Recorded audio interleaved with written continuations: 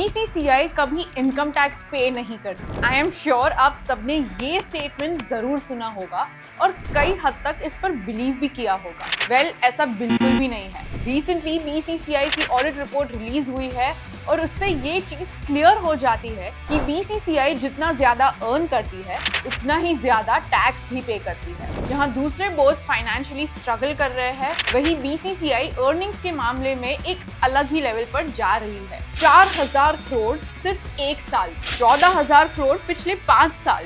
BCCI का bank balance बढ़ता ही जा रहा है। So in today's video, let's find out what's the reason behind this और आखिर बीसीसीआई एक्चुअली कितना टैक्स पे करती है।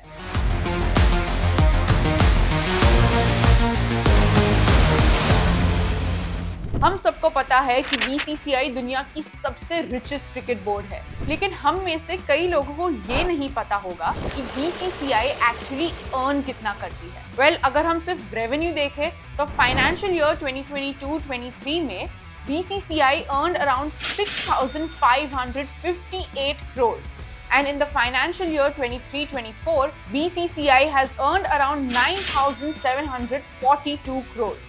Yes, a raise of more than 3,000 crores in just 1 year. लेकिन ये सबसे सरप्राइजिंग बात नहीं है। सरप्राइजिंग बात तो ये है कि इस रेवेन्यू में एक्सपेंसेस माइनस करने के बाद भी बीसीसीआई के पास बैंक बैलेंस में कितना ज्यादा अमाउंट बच जाता है। लग्जरी रूम से न्यूट्रिशनल मील्स तक, होटल स्टेज से ट्रैवल कॉस्ट तक, हम सबको पता है कि इंडियन क्रिकेट टीम के कई सारे एक्सपेंसेस है जो बीसीसीआई व्यय करती है। हालांकि इसके बावजूद अगर हम देखें तो बीसीसीआई का बैंक बैलेंस कम होने के बजाय बढ़ता ही जा रहा है। जहां 1980s में बीसीसीआई के पास आईसीसी की वर्ल्ड कप मैचेस के फॉरेन ट्रैवल करने के पैसे नहीं होते थे, वही अब बीसीसीआई का रेवेन्यू और टर्नओवर बाकी सारे बोर्ड्स के कंबाइंड टोटल से भी कुछ गुना ज्यादा है।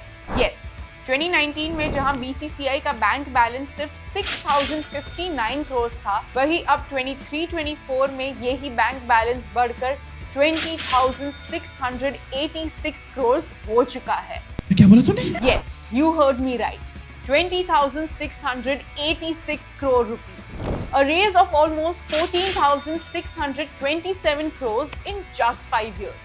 सिर्फ इतना ही नहीं, अगर हम लास्ट ईयर के कंपैरिजन में देखें तो बीसीसीआई का बैंक बैलेंस ऑलमोस्ट 4,193 करोड़ से इंक्रीज हुआ है। अब आप सोच रहे होंगे कि बिना इनकम टैक्स के तो बैंक बैलेंस डेफिनेटली इंक्रीज ही होगा, लेकिन ऐसा नहीं है। भले ही बीसीसीआई एक चैरिटेबल ऑर्गेनाइजेशन होने के चलते income tax act section 12AA के अंडर एग्जेम्पशन एंजॉय करती है, बट वो हर साल इनकम टैक्स और दूसरे टैक्सेस के लिए एक मेजर अमाउंट का प्रोविजन जरूर क्रिएट करती है।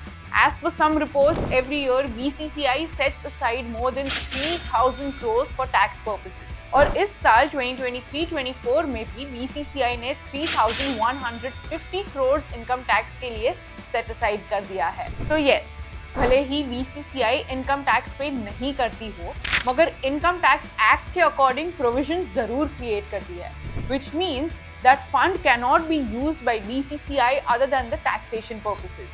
तो आपको क्या लगता है, आने वाले 5 सालों में बीसीसीआई का ये बैंक बैलेंस कहां तक पहुंच चुका होगा? Let us know your reactions below and stay tuned for more such financial cricket updates.